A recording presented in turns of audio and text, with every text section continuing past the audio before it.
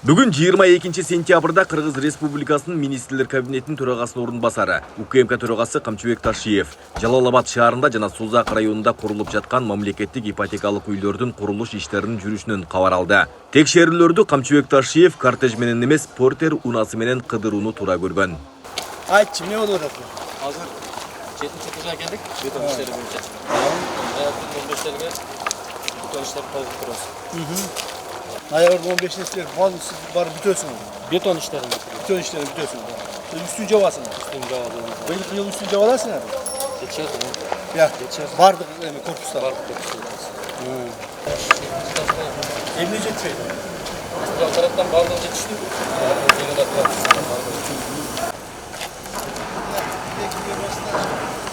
Целый микрорайон. Целый микрорайон стоит.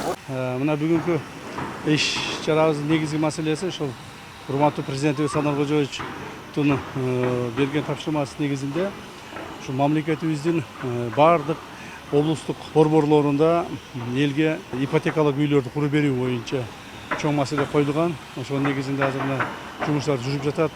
Жалал-Абад облусуна 10 000 квартира, 10 000 адамга, 10 000 үй бүлөгө квартира салып беришибиз керек. Так, мамлекет тарабынан жетиштүү финансылык каражаттар бөлүнгөн. Бүгүнкү күндө Жалал-Абад шаарында жана мына Созак районунун территориясында 7,5 мың үйгө уже үй курулуп атат. 7,5 мың үй курулуп атат.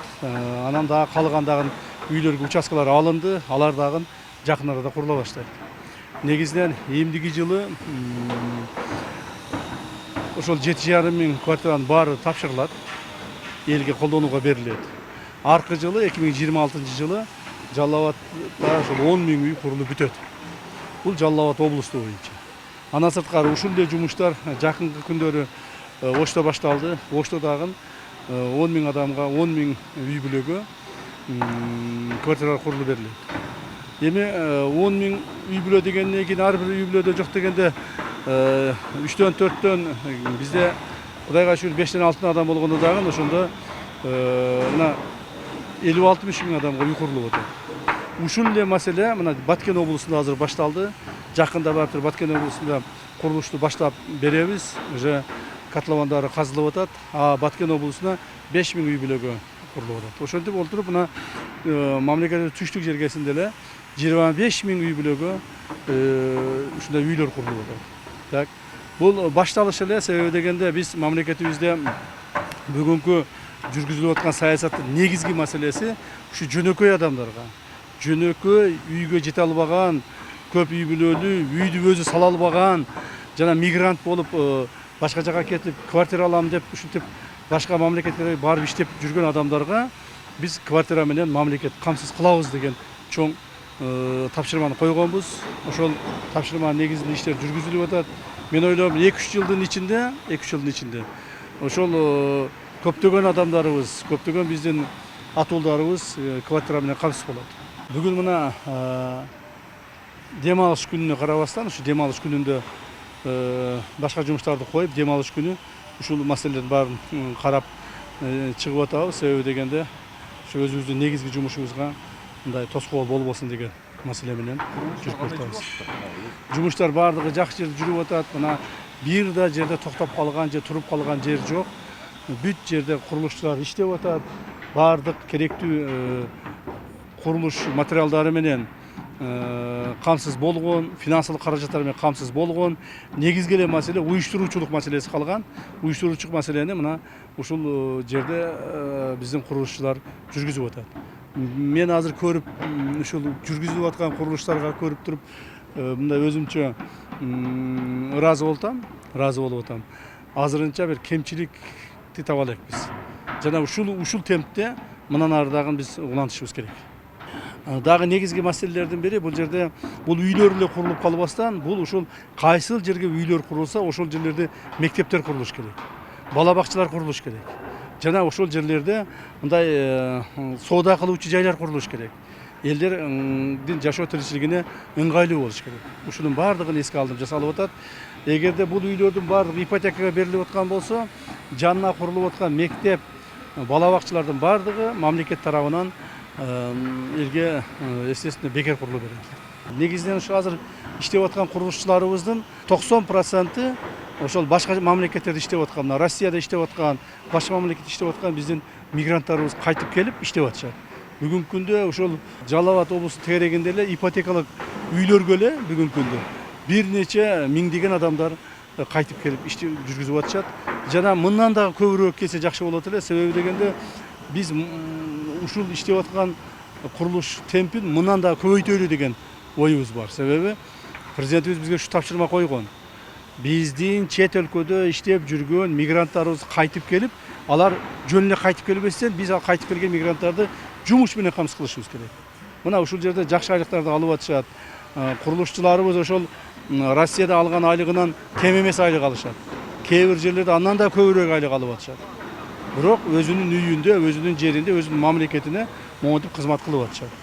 Ушул жагы дагы биз үчүн эң негизги мындай пайдалуу жактары болуп атат да.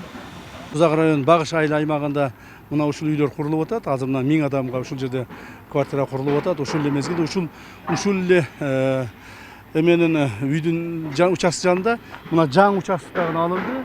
Мына жаңы участокка дагы 1000 адамга квартира курулат.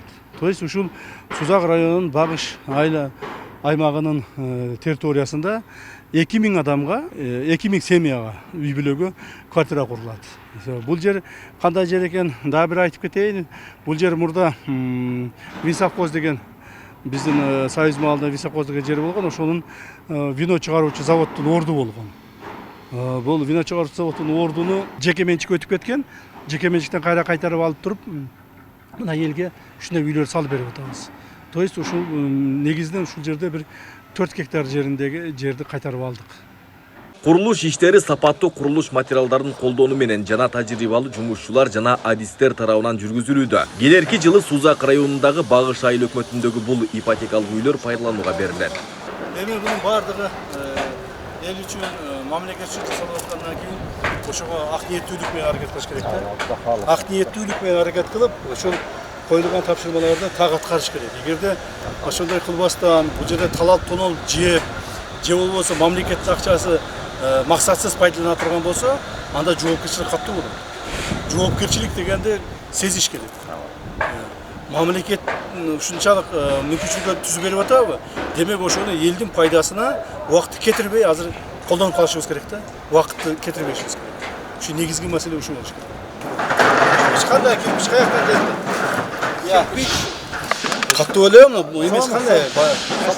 Сапаты жакшы, сертификаттарын алганбыз, бардыгы жакшы. Сынбайт экен, молодец. Негизи 12 блоктон турат, 945 квартира. Азыр 7-чи кабаттын перекрытиясын куюп бүттүк. Толук бетон иштерин ноябрдын 15-ине бүтүрөбүз.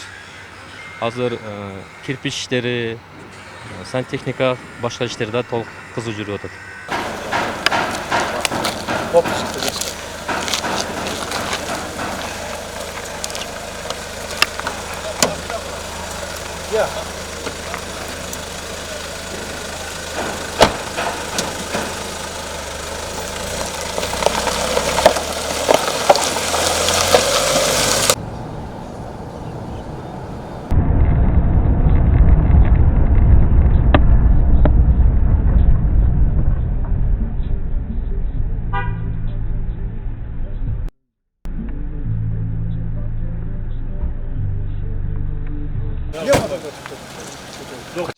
Суранып атты эле.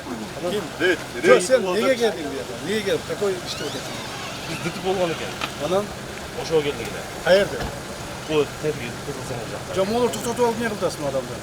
Жок, бул жак токтотуп, рейд боюнча суранып. Рейд болып сұланып атты. Бізде матасында тынырсыз жоқ болды да.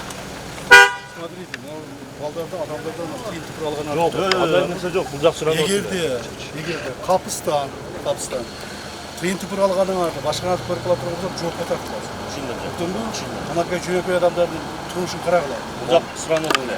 Ошо карачада. Сен эмне отурасың? Мына ичинде ким отуруп? Жок, бунда койсо неме? Водитель. Ошо водитель, бунун машинасы стоянкага кетти. Ооба. Карагым. Түшүндүм.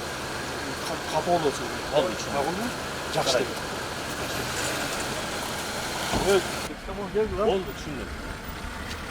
Неме болла? Батыр достың атын кел? Кыргыз Республикасынын жарандарын турак жай менен камсыз кылуунун Менин үйүм программасы президенттин 2021 жылдын 12 октябрындагы жарлыгы менен бекитилген. 2026 жылга чейин Кыргыз Республикасынын өнүктүрүүнүн улуттук программасына ылайык иштелип чыккан. 3 жылга жетпеген убакытта турак жайды каржылоого 21 миңден ашык жаран кезекке туруп, ушул эле учурда мамлекеттик ипотекалык компаниянын электрондук порталында 100 миңден ашуун жаран электрондук өтүнмөнү каттоо процессинде турат. Айбек Исабеков, Замирбек Тойчубаев, Регион.